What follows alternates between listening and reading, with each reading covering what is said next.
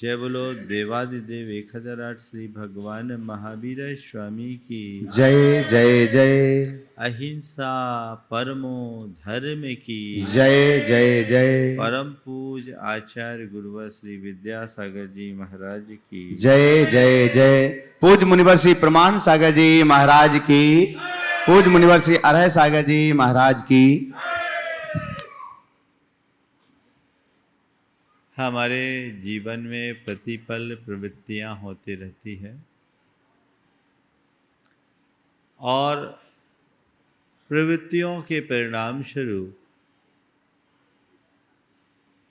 शुभाशुभ कर्म के संस्कार हमारी आत्मा से जुड़ते हैं और वे ही संस्कार कालांतर में पककर हमें अच्छा बुरा फल प्रदान करते हैं। हमारे जीवन के समस्त दुखों का मूल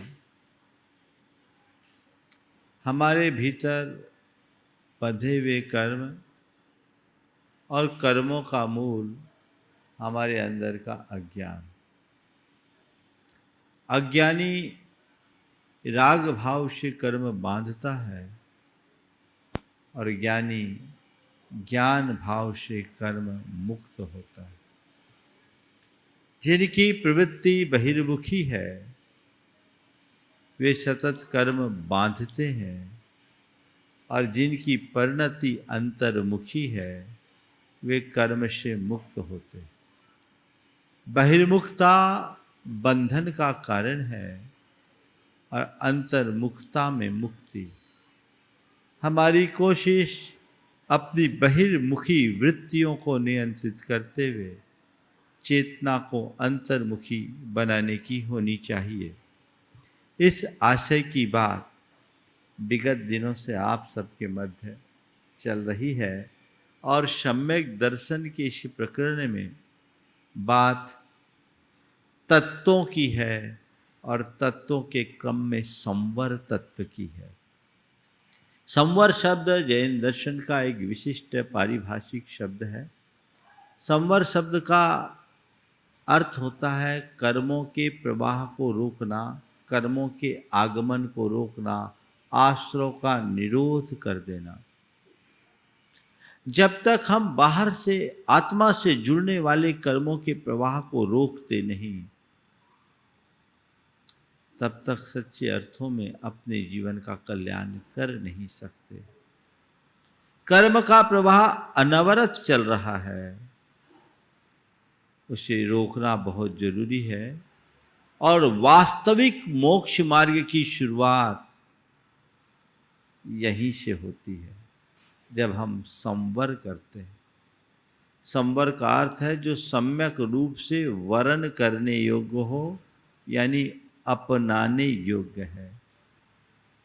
मैं मोक्ष मार्ग में कितना आगे हूं और मैं मोक्ष मार्ग से कितना पीछे हूं, इसका आकलन हमारे संवर और बंध के द्वारा या आश्रव के द्वारा ही हो सकता है। अपने जीवन में वो संवर घटित कैसे करे, तो यही बात कल कही गई कि मिथ्यात, असंयम, कषाय और योगों के कारण हम कर्म का आश्रव करते हैं, तो उससे पलटकर सम्यक व्रत, कषायों का निग्रह और उपयोग की शुद्धता से हम अपने योगों की शुद्धता से हम अपने कर्मों के प्रवाह को रोक सकते हैं। न केवल रोक सकते हैं अपितु उन्हें पूरी तरह से निरुद्ध भी कर सकते हैं, उससे मुक्त भी हो सकते हैं। इस संदर्भ में कल मैंने आप सबसे बात की थी कि हम सम्यक्त के बल पर मिथ्यात्व के आश्रव द्वार को रोकते हैं, बंद करते हैं।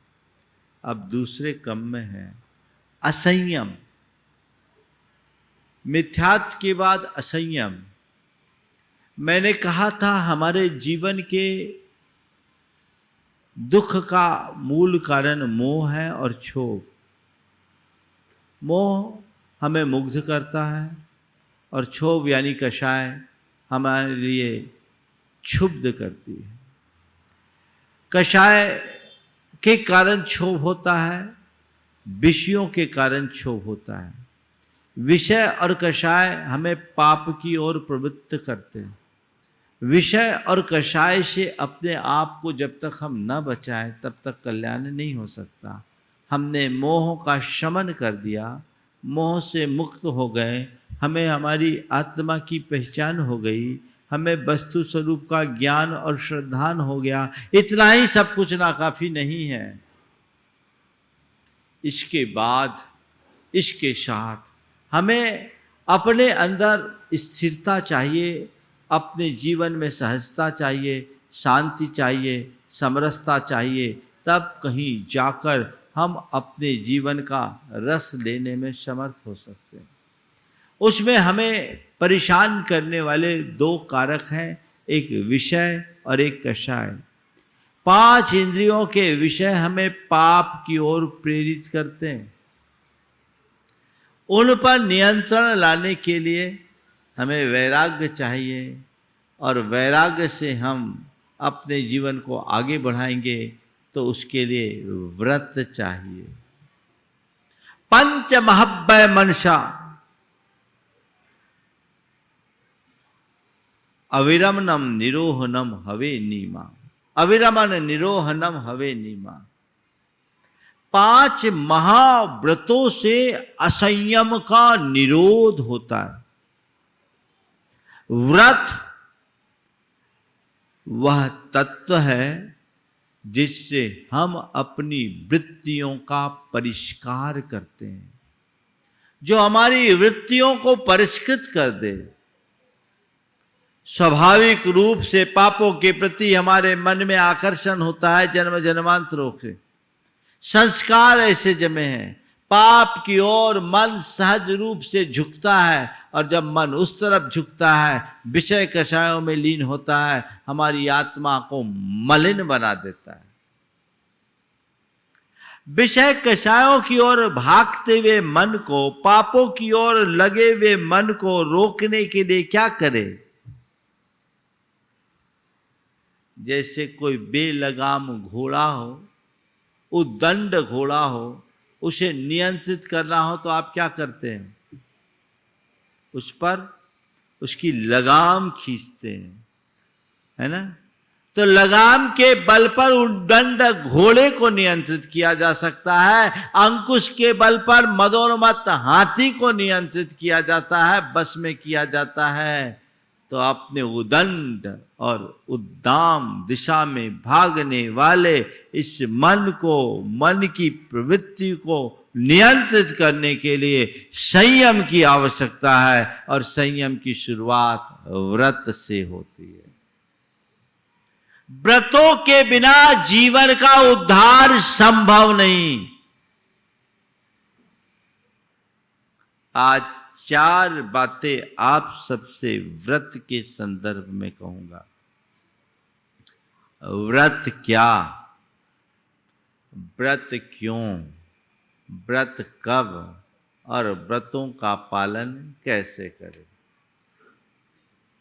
सबसे पहला सवाल है, व्रत क्या है? महाराज हमने ढेर सारे व्रत पढ़ रखे हैं, सुन रखे हैं, हम तो कोई भी व्रत ले लेते हैं। नहीं। विरतिर्व्रतम पापेभ्यो विरतिर्व्रतम, पापों से दूर हटने का नाम व्रत है।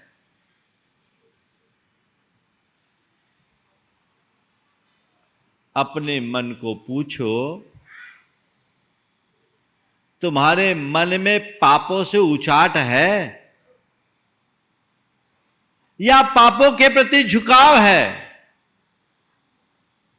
जिसके हृदय में पापों के प्रति झुकाव है, समझना अभी उसका संसार बहुत लंबा है, वो पापी है, वो दुख भोगेगा। और जिसके हृदय में पापों के प्रति उचाट हो गई है, तो समझना वह धर्मी है, अपने दुख को काटेगा। हम किस स्थिति में हैं?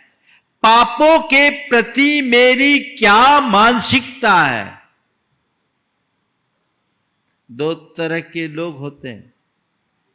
पाप रुचि वाले और धर्म रुचि वाले। मैं मान लूं यहां जितने हैं इनमें कोई की पाप रुचि नहीं है, सब धर्म रुचि वाले हैं। मान लो, हाँ मान लो, क्या हो गया? मान लो ना, सब यहां बैठे हो सब धर्म रुचि वाले, इनको पाप में कोई रुचि नहीं है। ठीक है, अगर मेरे मानने से तुम्हारा पाप छूट जाता है तो मैं तो यही मानूंगा कि यहां सब धर्म रुचि वाले हैं, पाप रुचि वाले नहीं। पर भैया पूरी बात को तो समझो। मेरे मानने से तुम राजा बन गए तो राजा हो जाओगे क्या? अगर मेरे मानने से कुछ होगा तो मैं तो तुम्हें भगवान ही मान लेता हूं। भगवान ही बनो ना, नीचे क्यों रहो? पर किसी के मानने से कुछ नहीं होता, स्वयं के होने से सब कुछ घटता है। तुम अंदर से क्या हो ये टटोलो। पाप रुचि है या धर्म रुचि है? महाराज अभी तो धर्म रुचि है, सम्मेद शिखर जी में आए हैं, बड़े रुचि पूर्वक आए हैं, और इस समय तो केवल धर्म ही दिख रहा है क्योंकि आप सामने हो, अभी सभा में बैठे हैं। इसके बाद उसकी बात की मत पूछो, उसके बाद की मत पूछो। क्यों? उसके बाद तो हम अपने असली रूप में आ जाते हैं। बोलो सही बोल रहा हूं कि नहीं बोल रहा हूं? अब नहीं बजाओगे ताली? ओ क्या? ओम ओम ओम फुल फॉर्म में है आज। तो मैं क्या कह रहा हूं, पाप रुचि जब तक है तब तक व्रत का कोई मतलब नहीं। पाप पर लगाम लगाने का जो माध्यम है वही व्रत है। और व्रत भी कैसा? किसी की क्रिया, कुछ क्रिया को नहीं करने का नाम व्रत नहीं है। किसी क्रिया से दूर रहने मात्र का नाम व्रत नहीं है। अभिसंदिग्धात् विरतिर् विस्याद् योग्याद् व्रतम भवति। अभिप्राय पूर्वक, प्रतिज्ञा पूर्वक जब आप पापों से दूर हटते हो तब व्रत होता है।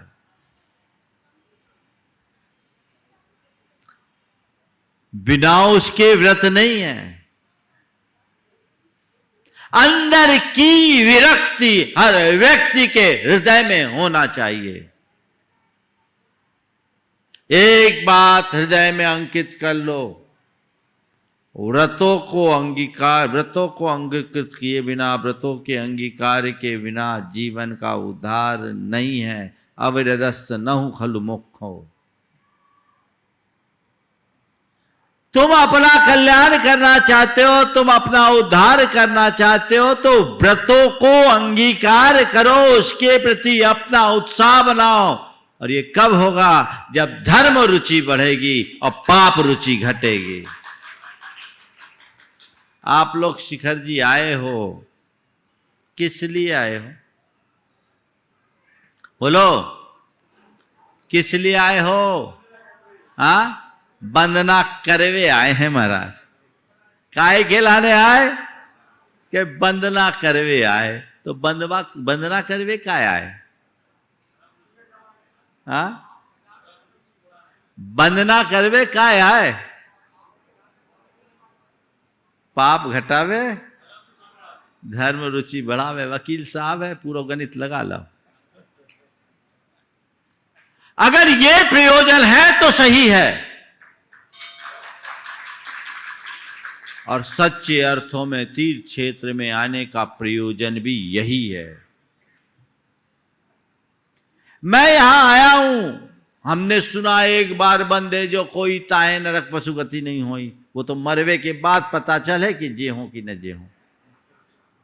अभी तो नहीं ना, अभी क्या पता है? हाँ? है ना? हमने सुना एक वंदना करने से इतने उपवास का फल मिलता है। अरे वो इसका तो कोई पता नहीं। ये सब परोक्ष लाभ है। प्रत्यक्ष लाभ क्या है? यहां आया हूं तो मेरी धर्म की श्रद्धा बढ़े और पाप की रुचि घटे, तो समझना हमने सब कुछ पा लिया। किसकी वंदना करने आए हो? किनकी वंदना करने आए हो? बोलो, किनकी? बोलो तो, थोड़ा नीचे से भी तो आवाज आनी चाहिए। हाँ, जोर से बोलो, इतने लोग सुन रहे हैं। हाँ, महिलाएं कुछ नहीं बोल रही। किसकी? हाँ, आप लोगों घर में ही आवाज ज्यादा होती है, बाकी नहीं। सिद्धों की, है ना?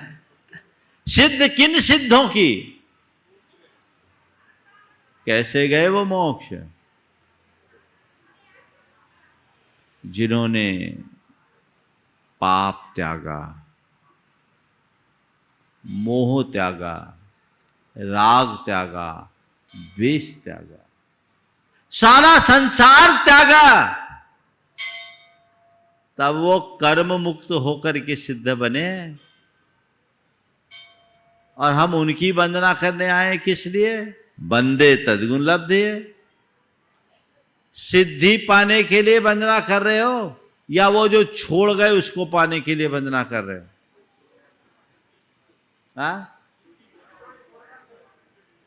लोग तो कहते, एक दिन एक युवक बोला मुझसे, महाराज जी हमने सुना ये सिद्ध पीठ है, जैन नहीं था, हमने सुना है सम्मेद शिखर सिद्ध पीठ है और यहाँ वंदना करने से सिद्धि हो जाती है, हम इसी भाव से सिद्धि के लिए आए हैं। हमने कहा भैया ये सिद्ध पीठ है, बिल्कुल सिद्ध पीठ है, क्योंकि सिद्धों का पीठ है, लेकिन तुम जिस सिद्ध पीठ की भावना लेकर आए हो उससे कोई फायदा नहीं। यहाँ आना है तो उस सिद्धि के लिए मत आओ जो तुम्हारे मन में पली है, यहाँ आना है तो उस शुद्धि को पाने आओ जो सिद्धि दिला दे।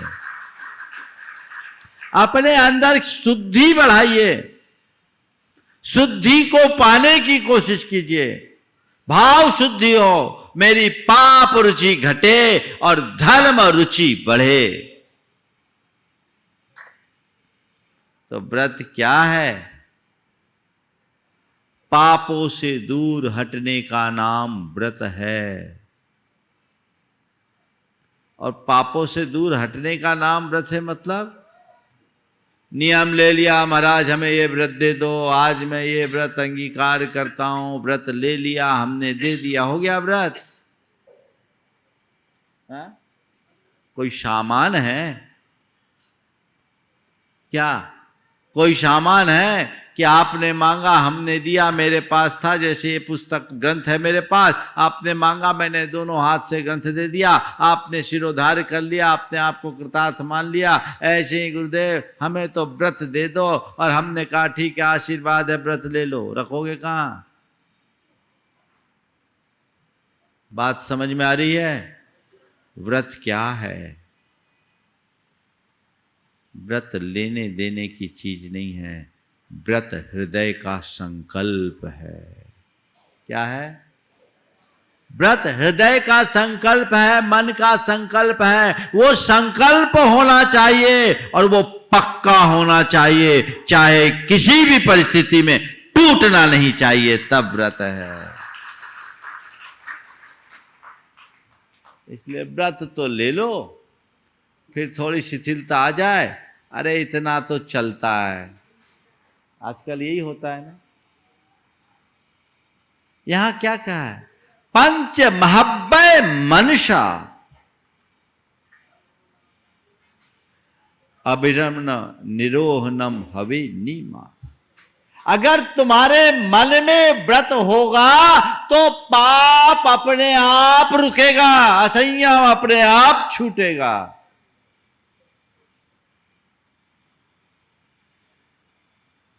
तो मन में व्रत रखो।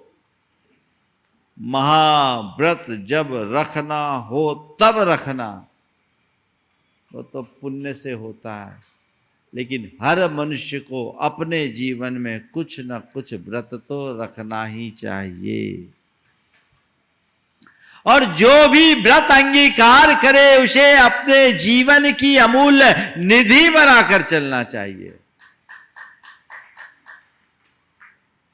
हमने कहानी सुना है खदिर साल भील की। खदिर साल नाम था। क्या व्रत लिया था उसने? कव्वे के मांस के त्याग का। क्या व्रत था उसका? एक भील जानवरों को मारकर खाना जिसका रोज का काम था,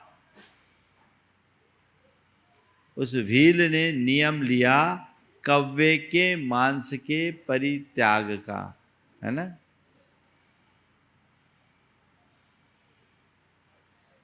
गंभीर रूप से बीमार हो गया। उसको देखने के लिए उसके सारे रिश्ते नातेदार आए। उसके एक रिश्तेदार को रास्ते में एक वन देवी रोती हुई मिली। पूछा, तुम क्यों रो रही हो? बोले, क्या बताऊं, खदिर साल भील ने कव्वे का मांस त्यागा, उसके फलस्वरूप वो मेरा नियोगी यक्ष होगा। लेकिन मैं इसलिए रो रही हूं कि अभी वो बीमार है, लोग जबरदस्ती उसे कव्वे का मांस खिला देंगे और वो खा लेगा तो वो मेरा नियोगी नहीं बन पाएगा, वो तो नरक चला जाएगा। मैं रो रही हूँ केवल इसलिए कि वो अपने व्रत को बचा के रखे, परिवार के दबाव में ना आए। खदिर साल पर पूरे परिवार का दबाव था, लेकिन खदिर साल ने एक ही बात ठान रखी थी, मैं मर जाना पसंद करूंगा पर व्रत खंडित नहीं करूंगा।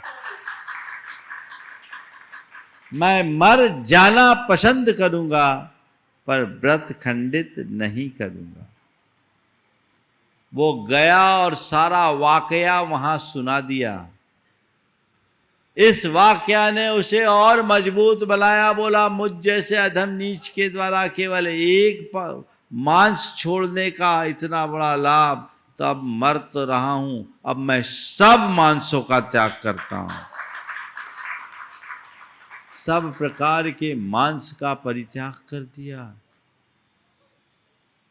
थोड़ी देर बाद उसका प्राणांत हुआ। लोग उसका अंतिम संस्कार करके लौटे।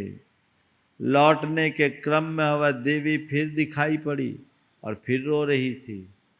बोला, अब क्यों रो रही हो? बोले, क्या बताऊं, उस समय उसने केवल कव्वे का मांस त्यागा था तो मेरा नियोगी यक्ष बन रहा था। जब उसने सब प्रकार के मांस का त्याग कर दिया तो अब तो वैमानिक देव बन गया, अब वो और किसी का देव हुआ, मेरा नहीं, मैं इसलिए रो रही हूं। कहानी अपनी जगह है, पर इसके कथ्य को समझना चाहिए। कहने को व्रत छोटा सा था, लेकिन परिणाम बहुत बड़ा। सदैव एक बात ध्यान रखना, नियम बड़े छोटे नहीं होते, नियम से जुड़ी हुई निष्ठा बड़ी होती है। निष्ठा पूर्वक लिया गया, धारा गया छोटा सा भी नियम और व्रत महान फल प्रदान करता है, और निष्ठा के अभाव में किए गए बड़े बड़े व्रत तप भी निरर्थक हो जाते हैं। तो व्रत निष्ठ बने, निष्ठा पूर्वक अपने व्रतों का पालन करने का संकल्प ले, तब कहीं जाकर हम कुछ अच्छा कर सकते हैं। व्रत क्यों? पापों से बचने के लिए। पापों से बचने के लिए व्रत के अतिरिक्त और कोई रास्ता ही नहीं है, क्योंकि व्रत हमारे वृत्तियों का परिष्कार करते हैं। जब हमारे हृदय में कोई संकल्प जग जाता है तो हमारी प्रवृत्तियां अपने आप नियंत्रित होने लगती है। मैंने अभी कहा, व्रत है मन का संकल्प, और संकल्प में बहुत बड़ी शक्ति है।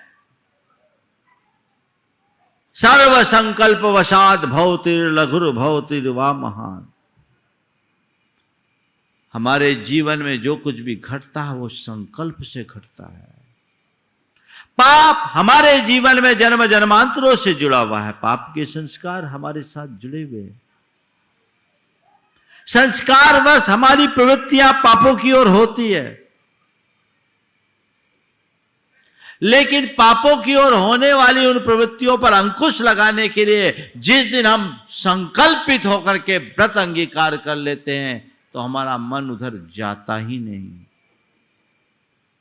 संकल्प का चमत्कार आप सबसे कहता हूं।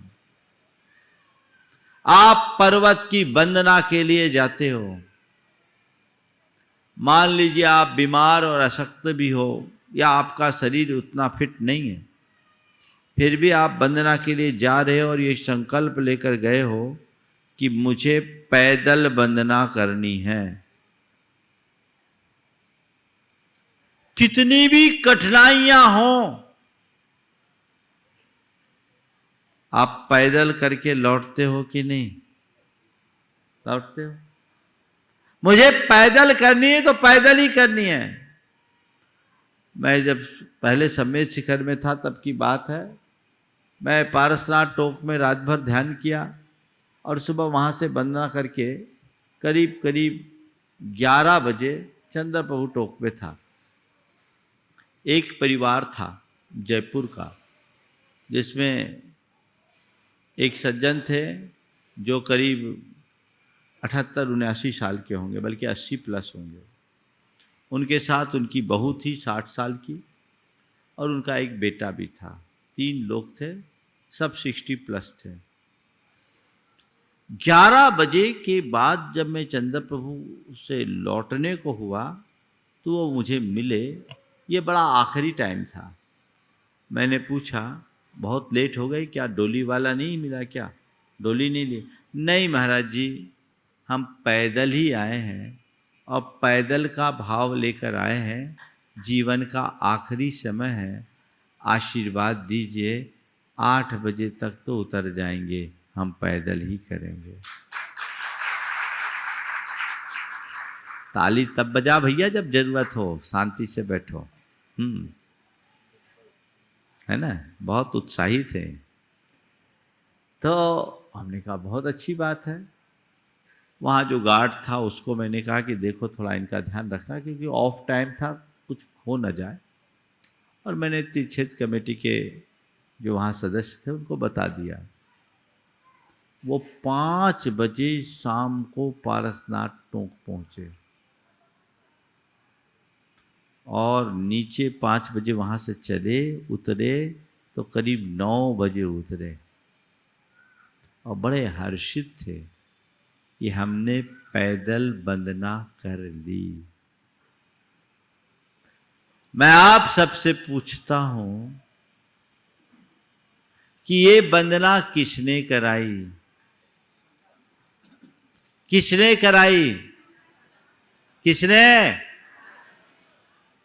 समझ में आ गई बात? इससे बड़ा प्रैक्टिकल उदाहरण क्या दूंगा? आप सब भी अभी संकल्प करोगे तभी आपको वंदना होगी, और संकल्प नहीं करोगे तो विकल्प आ जाएगा। चलो भैया डोली पकड़ लो, चलो भैया मोटरसाइकिल वाला मिल गया, उसी पे बैठ के चढ़ जाओ या उतर जाओ। ये क्या हुआ? संकल्प मन को बलवान बनाता है और बलवान मन से ही साधना होती है। जब तक तुम्हारे भीतर व्रत का संकल्प नहीं होगा तब तक पापों पर विराम लगाना असंभव है। तो व्रत क्यों? पापों से बचने के लिए व्रत, अपनी चेतना को सबल बनाने के लिए व्रत, अपने दोषों और दुर्बलताओं को दूर करने के लिए व्रत। जो भी तुम्हारे दोष हैं, जो भी तुम्हारी दुर्बलता है, जो भी तुम्हारे दुर्गुण है, उससे बचना चाहते हो? चाहते हो? क्या करो? संकल्प ले लो। संकल्प ले लो, मुझे ये करना है और ये नहीं करना है। बस जो करना उसे ठान लो, अब मुझे अहिंसा का पालन करना है, मुझे सत्यनिष्ठ होना है, मुझे आचौर्य अपनाना है, मुझे ब्रह्मचर्य रखना है, मुझे अपरिग्रह रखना है, ठान लो। अपने आप चित्त इधर उधर डगमगाने से बचेगा। तो व्रत मन का संकल्प है जो हमारी चेतना को सबल बनाता है, इसीलिए व्रत लिया जाता है। ध्यान रखना, हर कोई व्रत अंगीकार नहीं कर सकता। खासकर महाव्रत तो हर किसी के बूते की बात ही नहीं है। दिल इच्छा शक्ति और उच्च मनोबल के धनी ही व्रतों को अंगीकार करते और निभा पाते हैं। प्रबल इच्छा शक्ति चाहिए, ऊंचा मनोबल चाहिए, तब व्रत होगा। तो जिनकी इच्छा शक्ति प्रबल होती है, जिनका मनोबल ऊंचा होता है, वो व्रत लेते हैं, और जो व्रत लेते हैं उनकी इच्छा शक्ति और मनोबल और उत्तरोत्तर ऊंचा होता जाता है, तो आगे बढ़ते हैं। कई लोग हैं, उनको कोई व्रत आदि की बात करे, नहीं मेरे से तो नहीं होगा, क्यों, मन ही ढीला है। कई लोग उसको समझ में करना है, फट से कर लेते हैं।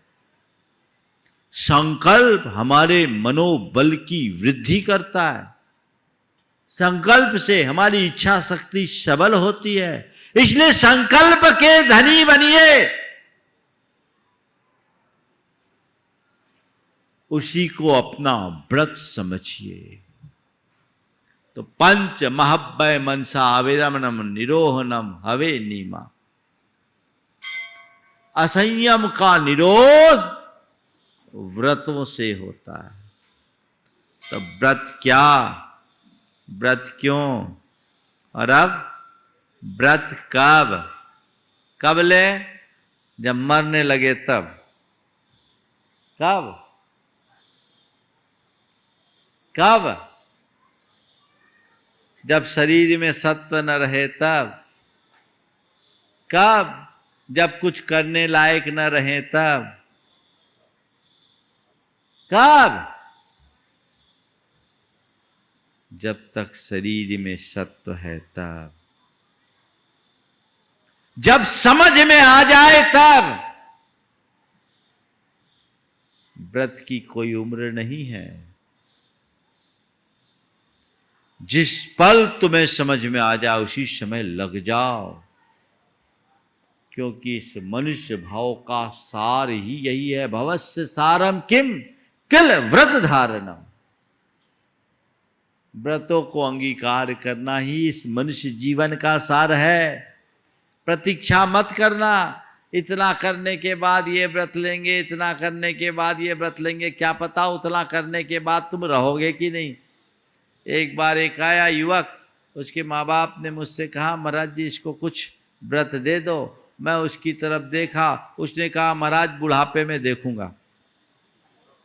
उसने कहा बुढ़ापे में देखूंगा। मैंने कहा इसकी गारंटी है कि तू बुढ़ापा भी देखेगा?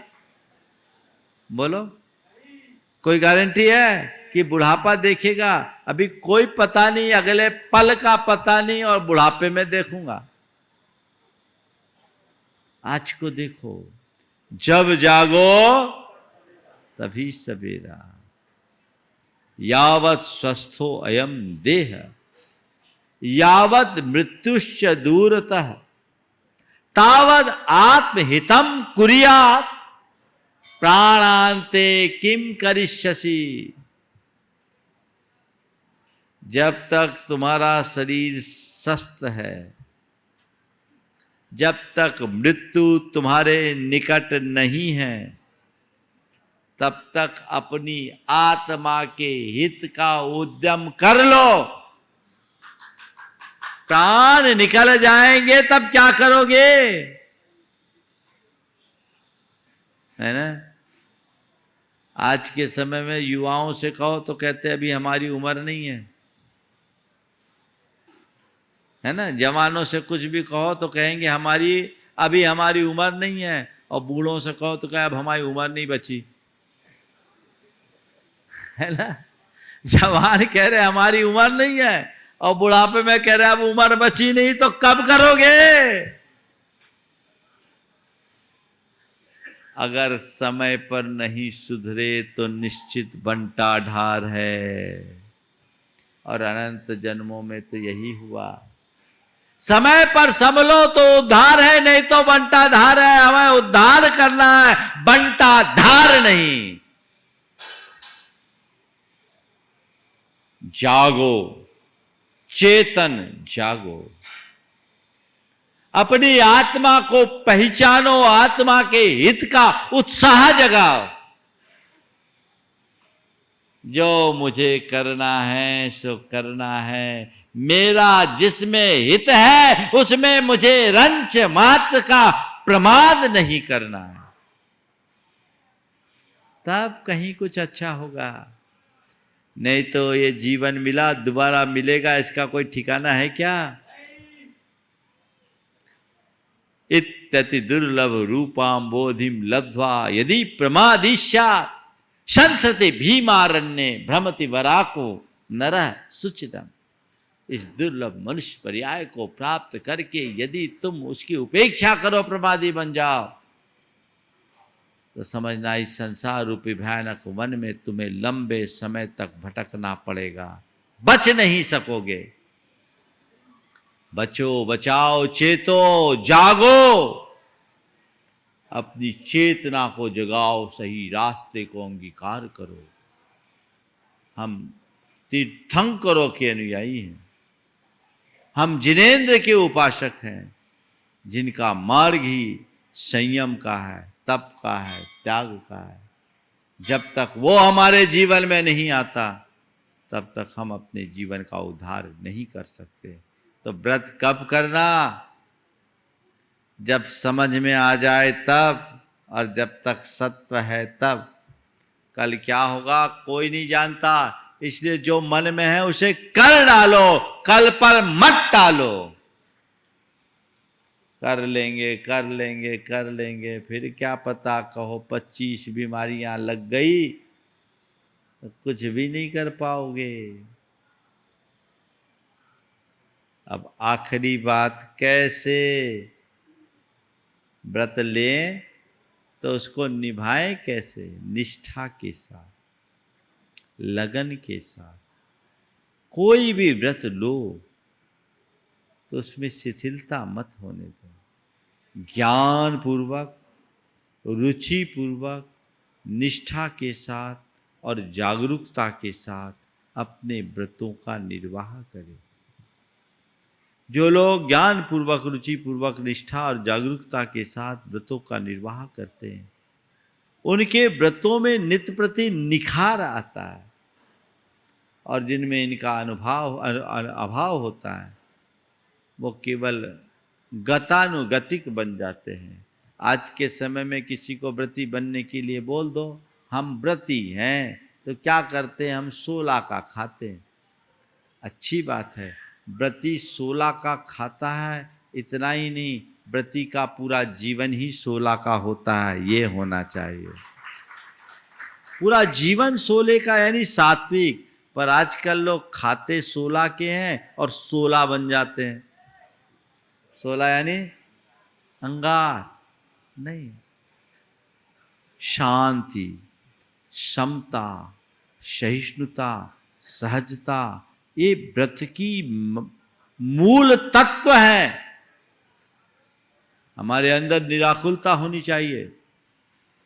निराकुलता के लिए व्रत है, और व्रत निराकुलता से पालो, तब आनंद है। मूल तत्व को नहीं पहचानेंगे तो व्रतों का मजा नहीं है। जितना हम खान पान की शुद्धि के प्रति बल देते हैं, हमें हर प्रवृत्ति के लिए उतना ही बल देना चाहिए। हर प्रवृत्ति के लिए उतना बल। और जब हम उतना बल देंगे तभी हमारा जीवन संभल पाएगा, हम अपने जीवन को अच्छा बना पाएंगे, अन्यथा इधर आया इधर गए, इधर आया इधर गए, कुछ ठिकाना नहीं होगा।